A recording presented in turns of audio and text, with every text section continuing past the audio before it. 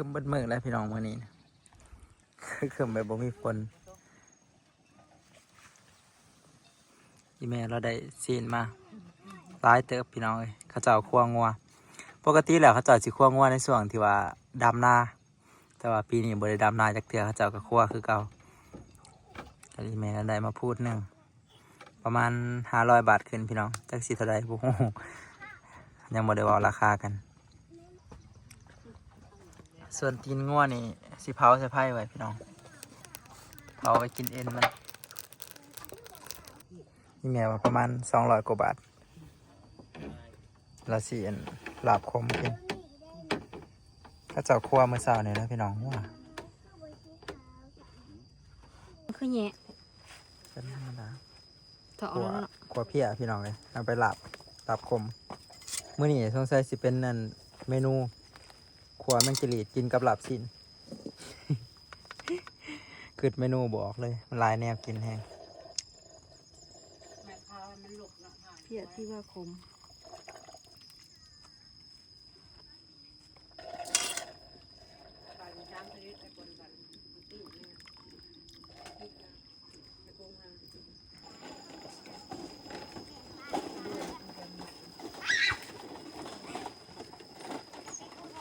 มีแต่เด็กแว่น3 คน3 คันมากินมักกีดาบ่เขามากินมักกีดา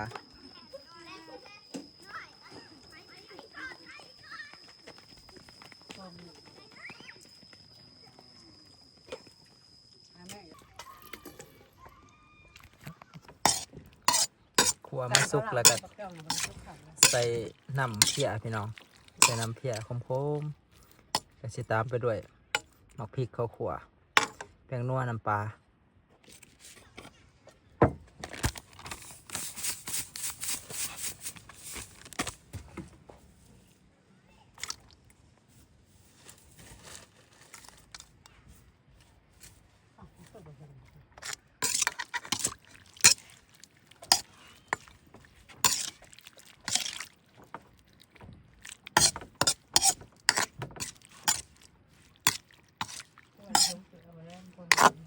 แบบสิ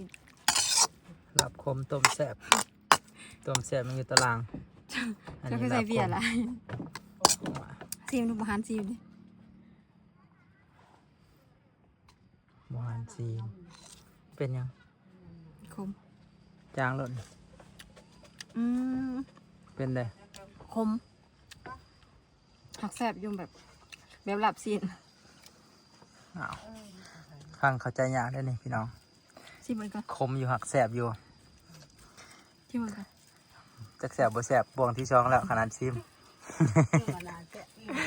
บวง2แล้วแบบ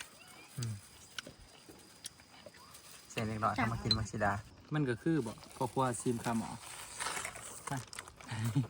ซิมมึงก็เด้อพี่น้องวันนี้มาซิมน้ำกันเดี๋ยวเลือกเอาตอนกันคมมาเลยได้เพียนคมจนแสบแล้ว คมสุดแสบสดแล้วสดอีกอยู่ แสบเกี่ยงรสนี่น้ำหมอนี่นะรับประกันความแสบ เทริมบอกคือเกี่ยง คนกินนี่สิเกี่ยงกันดีพ่อเนี่ยพูดเดียวกับเบิร์ดคำนึงกันดีมากกินซีนนี่แหละแล้วเบิร์ดล่ะพี่น้องเรากินกันไม่กินเลียดก็แล้วแล้วซีนก็แล้วไม่จะถากินบัดนี้มันก็จะต้มแสบยิ้มแม่แล้วเอาไปกินแมลงแหละแล้วอันนี้แล้วกำลังห่อนกำลังพร้อมกินพร้อมเสิร์ฟไปกินน้ำกันปลาโทพี่น้องผู้ได้ในมักมันกิริดมันกินนายประมาณ100 ปลายโต หอดโบ ฮอดแล้วจะร้อนอยู่ ล้างน้ำกันทุกคน ขนาดบริเอาอีลีได้นี่วัดซ่าขี้โมไปนำไม่กินไปนำให้ได้กิน ขัว ขวคือเขาขวนี่ ขัวคือแมงกีฬา ขวคือแมงจีรอสบายดียังมือเสาร์เด้อพี่น้องเมื่อคืนนี่เป็นยังมันก็หอดยามเห็ดกินล่ะก็คือเก่าแหละพี่น้องหามาแล้วก็เห็ดกินแล้วก็ไปเห็ดเวียกมื้ออื่นมากก็หากินอีกแล้วก็เห็ดกินแล้วก็ไปเห็ดเวียกอีก วงจรชีวิตกับประมาณนี้นะพี่น้องเลย ฝนตกแห้งบ่บ้านเขาละฝนตกบ้านจุกันนี่แหละแต่ว่าฝนมันเที่ยวแบบบ่คือกันฝนมันบ่อยากมาบ้านเฮาอันนี้อีพ่อเราบักขัวรถแบบบ่ต้องใส่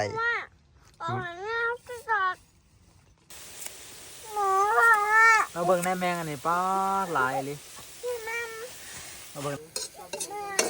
กว่ามันแซ่บนะลูกกินหายอยากกินน้ำพี่น้องขัวแมงอันนี้จะนอนมันสุกยังกินลูกฮะแม่ยังเลยปูจักตอกมัดก้าเลยพ้นว่าในโต๊ะ แล้วเตรียมไว้หอมเดี๋ยวมาชิมไข่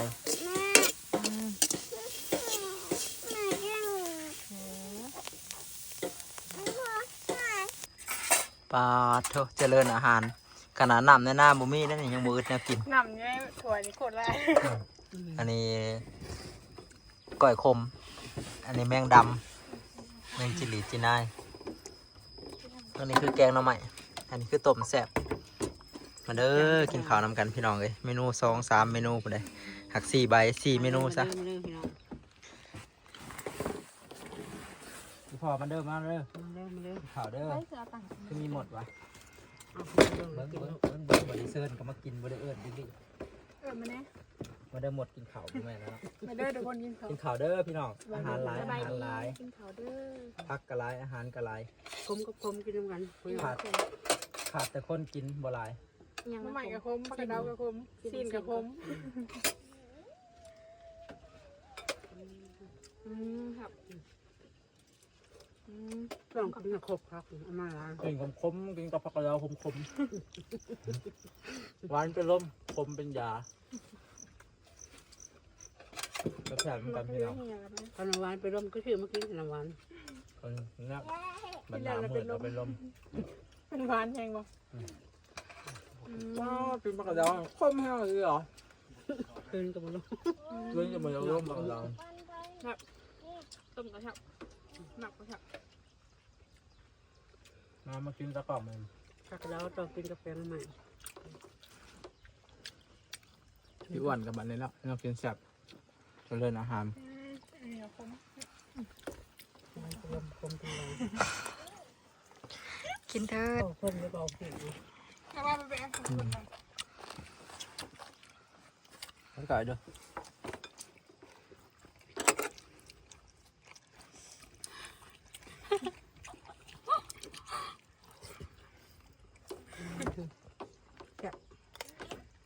ถ้าใครบริกินน้ำมันคือน้ำลายมันลัง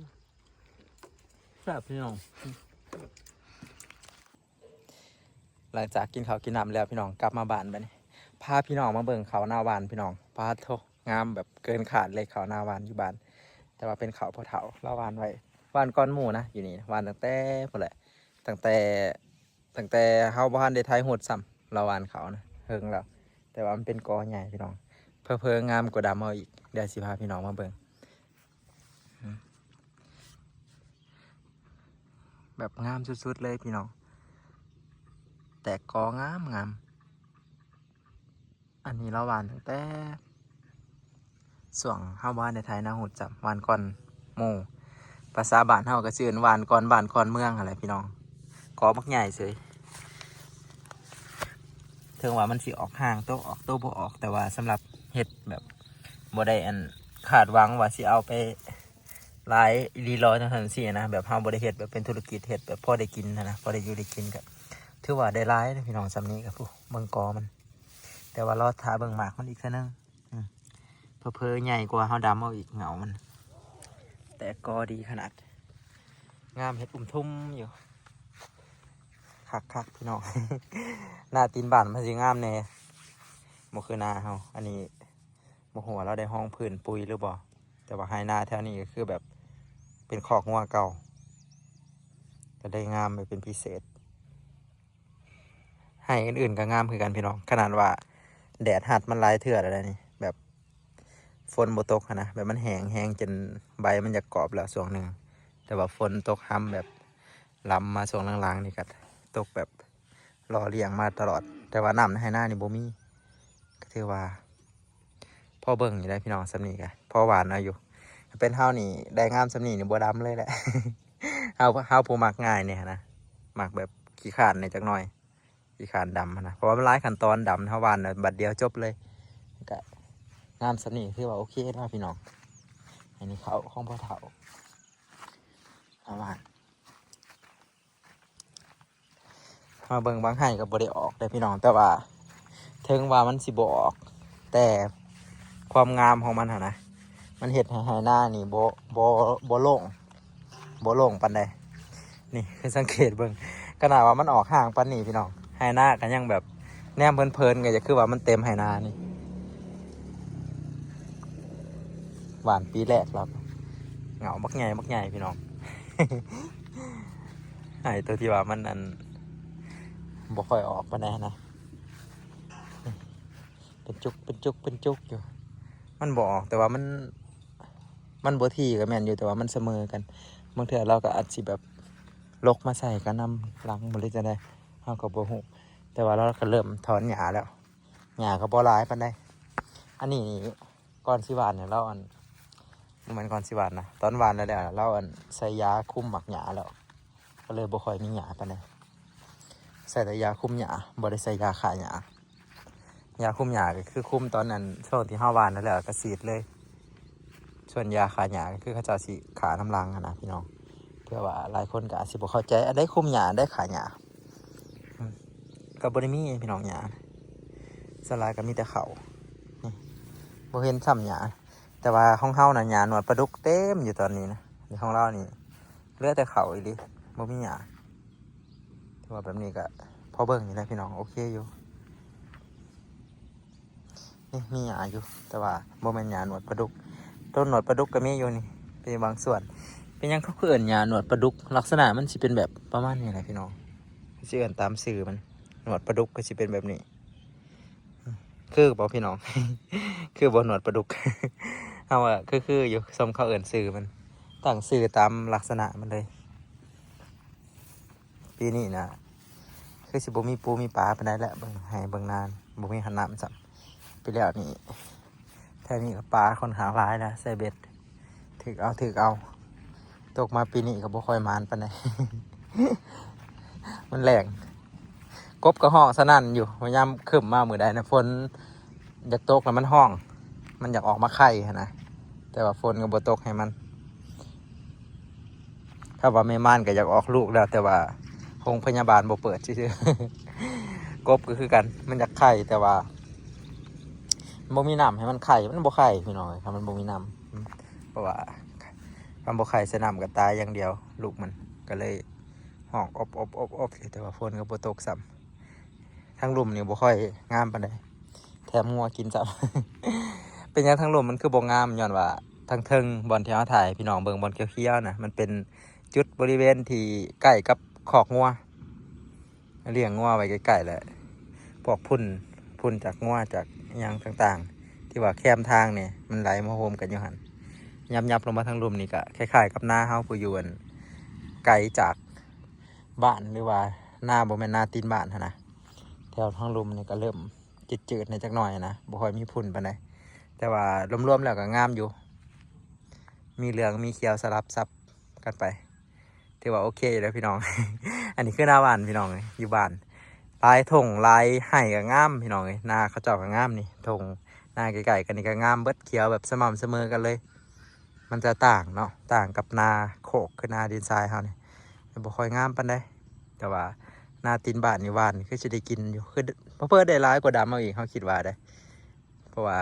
พื้นฐานนามันก็มีฝุ่นมีหยังเพียงพออยู่แล้วเอาล่ะพี่น้องสำหรับคลิปนี้ก็สิขอปิดไว้สำนีเด้อพี่น้องพอกันคลิปวิดีโอหน้าพี่น้องจะได้ก็ขอบใจหลายๆแล้วก็ขอบคุณหลายๆพี่น้องที่เข้ามาเบิ่งคลิปแล้วก็เป็นกำลังใจให้เฮากับครอบครัวมาตลอดพี่น้องกับทีมงานมาตลอดพอกันคลิปวิดีโอหน้าพี่น้อง